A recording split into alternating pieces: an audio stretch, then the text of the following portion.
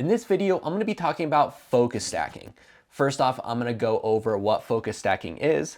Then I'm going to demonstrate how to do a focus stack. And then finally, I'm going to go over a few reasons why you might not want to perform a focus stack. So with that being said, let's go ahead and talk about what a focus stack is first off. A focus stack is essentially multiple images that you take of the same scene, all taken at different focus points and then blended all together into one image. The benefit of this is that the entire image is completely in focus and tack sharp.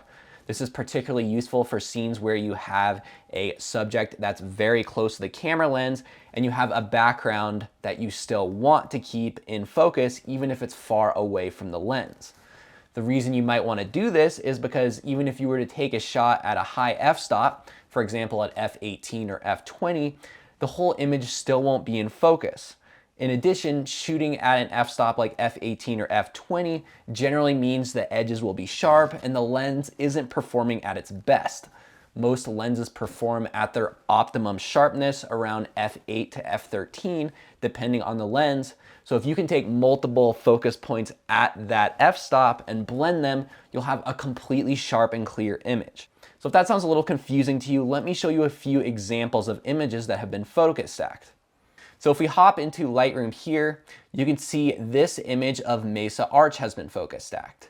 You'll notice because this foreground is very sharp and in focus, and also the background here is very detailed. If I were to just take one image of this foreground here, the background would be a bit blurry and you wouldn't be able to get the details of these canyons in the background. Another example is this shot of Abiqua Falls right here.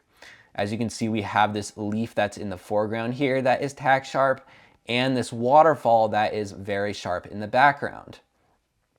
Here's another example right here. We have this foreground rock right here that's sharp, and if you zoom in, you can see this background wall is also just as sharp, all because of a focus stacked image. So now let's take a second to talk about how to perform a focus stack. And it's actually way easier than it seems. The first step is to get your camera on a tripod and get your composition set up. You're not going to want to move your camera at all throughout the entire focus stack. The next step is to focus on the part of the image that's closest to the camera. You're going to want to do this at an f-stop between f8 and f13 for maximum sharpness. Once you have that first photo taken, you're now going to want to take another photo with the focus a little bit further away from the camera. And then you're going to want to repeat this process 3 to 7 times until you've gotten a photo in focus of the entire image. These 3 to 7 images are now going to be taken into Photoshop to be blended all into one image. If you're not sure if you should take 3 or 7 images, the general rule of thumb is that the closer the subject is to the camera, the more photos you're going to want to take of the portion that's closest to the camera. For example, if I have a rock that's right in front of the camera, I'm going to want to take 3 to 4 images of just that rock from the very bottom of the camera to the very top of that rock. And then the rest of those photos can be for the rest of the image. And honestly, it's going to take a little bit of experimentation until you can know exactly how many shots you're going to need for a focus stack. So I'd always err on the side of taking more images. Now let's hop into Photoshop and I'll show you what to do with all those images. So we got this image right here that I took 4 images of, all at different focuses. One more thing I want to mention is this shot right here. So after or before I take a focus stack of images, I'll generally take a shot of my hand in front of the camera so I can differentiate them when I go to edit the photos. For example, if you were to look at this in the set, you can see that, for example, with this image here, I took 4 images in a focus stack, divided with my hand, took another 5, divided it with my hand, took another 3, divided it with my hand, and so on and so forth. This allows me to ensure that I have the right images grouped together that I'm going to focus stack. All right, so now let's cut back to these images here and I will show you. So if we were to zoom in on this shot here, you can see at the very bottom of this image, it is very sharp right here. But if you were to look at this lighthouse, it's a little bit out of focus. And then if you were to go on forward to the very last image, you can see that these are a little bit out of focus and the lighthouse is now in perfect focus. Now you might look at those two comparisons and be like, it's not that big of a difference. I don't know why I'd waste my time doing this. Well, the thing is, when you go to blow these photos up on a wall, or you want to look at an image closely, these kind of details begin to matter, especially when you're starting to get very professional with your shots and you want every little detail to stand out. Focus stacking is a way to differentiate yourself from other more amateur photographers. So with that being said, let's go ahead and focus stack these images. So as you can see, I have done my Lightroom basic edits in here on all 4 of these images here. Now I'm going to select all 4, right click, and go edit in Photoshop, open as layers. So now as you can see, we have those 4 focuses all in different layers in Photoshop. Next thing we're going to do is select all of those and go up to edit and click auto align layers. We're going to keep it on auto and hit OK. What this is going to do is ensure that all of those images are perfectly lined up. This is good, so even if you touched your camera a little bit when you hit the shutter button and the camera shifted, it will go ahead and align all of those images perfectly. All right, so now those are all 4 aligned. The next step is you're going to go to edit auto blend layers and click on stack images here. You're going to hit OK and wait a few seconds for it to go ahead and blend all those images into one. All right, now as you can see here, Photoshop went ahead and created a new layer, which is the focus stack of all of those images.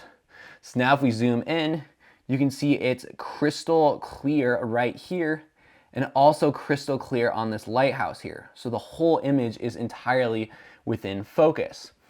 And as you can see below, Photoshop went ahead and masked out the parts of the image that weren't in focus and put it all into one.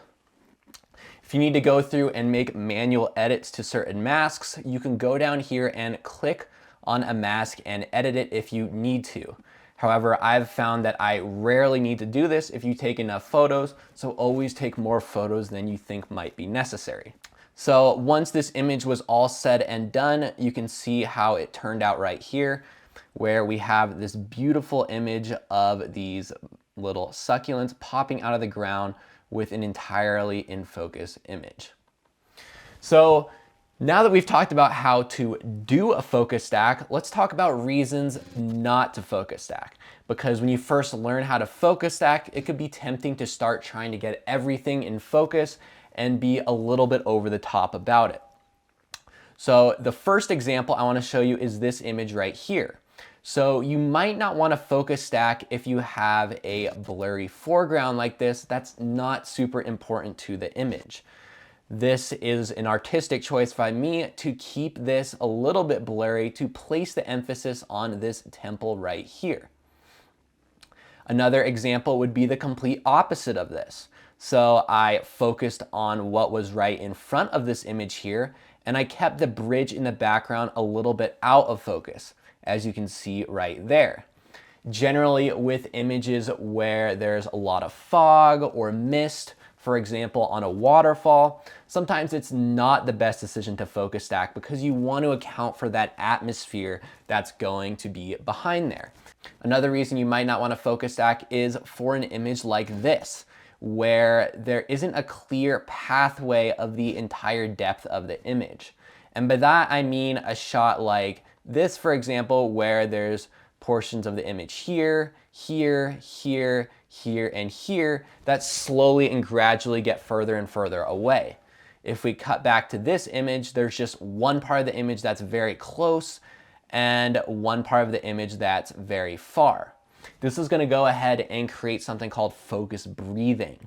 So let me go ahead and show you what would happen if I were to try and focus stack an image like this, where there's no clear pathway of the entire depth of the image. Go ahead and edit auto align these layers, and then click auto blend. And this is the breathing right here. As you can see, when you're focused on something closer, these lines don't necessarily align because of the way the lens will blur. So what you're gonna notice when this finally loads is that there's gonna be a blurry line right here where it couldn't capture the focus of the entire image. Also, there's gonna be a blurry line around this outskirt right here. All right, so there you go. So if we were to zoom in here, you can see along these edges right here, there's blur from that lens not being able to keep up. So therefore, you don't want to focus stack images where something's really close and the rest of the image is far away. You need that gradual line that shows the entire depth of the image. Now, there are ways to go ahead and fix an image like this, but that gets a bit more into complicated exposure blending and content aware fill, which we get into in another video. The final reason you might not want to focus stack is for images like this. Although this seems like a perfectly reasonable image to focus stack, it's actually not. Now, when I was in the field taking this image, these flowers were blowing in the wind like crazy to the point where they were just going back and forth like this, and I couldn't get a still shot of them. This kind of shot isn't good for a focus stack. You want the flowers to be perfectly still if you're gonna be able to blend them with the background well. If you did want to do an image where you had this foreground in focus and the background in focus, you're gonna have to start to get into a more complicated thing called a time blend, where you're gonna have to blend the shutter speed of different images together. I get into this in the exposure blending chapter of this course. So just know that if there's movement, a focus stack isn't gonna work. You're gonna have to get into a more complicated exposure blend. So that's a few reasons why you might not want to do a focus stack. But overall, they are a great way to make your images that much more clear, especially if you're gonna be printing them or you know people are gonna be looking up closely at your images. So let's go ahead and cut to the next video.